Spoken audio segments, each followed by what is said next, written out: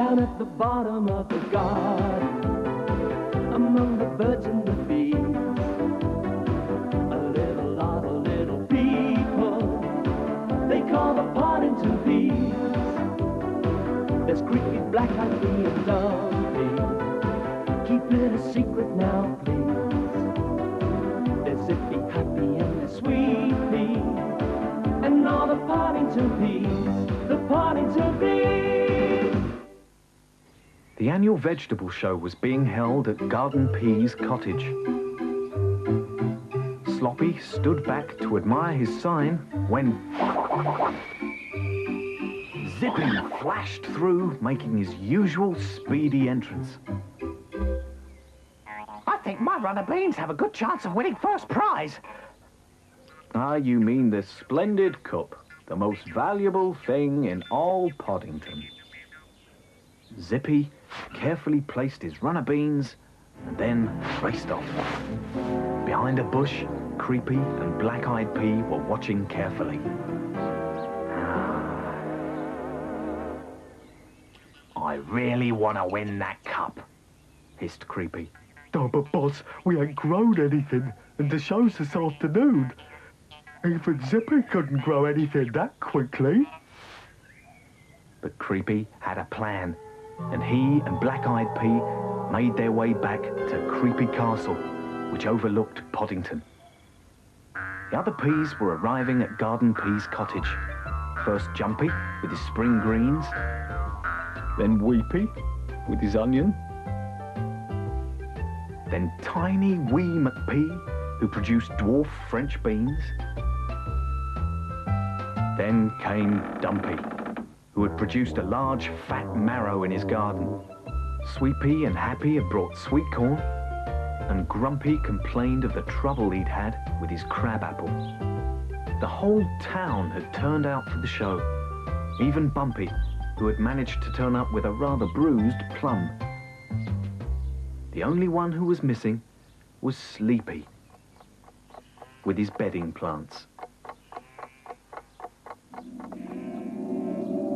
Meanwhile, Creepy and Black-Eyed Pea made their way down from Creepy Castle past the Creepy Carrot Patch. The carrots were very interested in all the activity. And even PC Pod, Poddington's chief police officer, was pleased to see them joining in the village events and doing something useful for a change. Just as Garden Pea announced that the vegetable show was open, Creepy and Black-Eyed Pea arrived with their giant tomato. They placed it in the middle of the stand and stood back to admire their work. The contestants looked on in suspense while Garden Pea examined all the vegetables. He marked his list for colour, looks, feel, and size. Finally, after much thought, Garden Pea cleared his throat. I am pleased to announce the winners of the annual Poddington Vegetable Show. Creepy and Black-Eyed Pea will receive this magnificent cup. They paraded around the stage, very pleased that finally the Poddington Cup would be theirs. But as Garden Pea pinned on the rosette, there was a massive explosion. Oh no, that's blown it, cried Creepy, and he and Black-Eyed Pea made a dash for Creepy Castle with PC Pod racing after them. Garden Pea looked at his notes again. The new winner seems to be Dumpy and his magnificent marrow. A delighted Dumpy struggled onto the platform, and it made his day when Snappy took his photo for the front page of the Daily Pod. Down at the bottom of the garden, among the birds and the bees, a little lot of little people they call the Poddington Peas.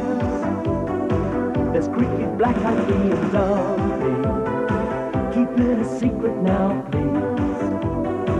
There's Zippy, Happy, and the Sweet Pea, and all the Poddington Peas, the Poddington Peas.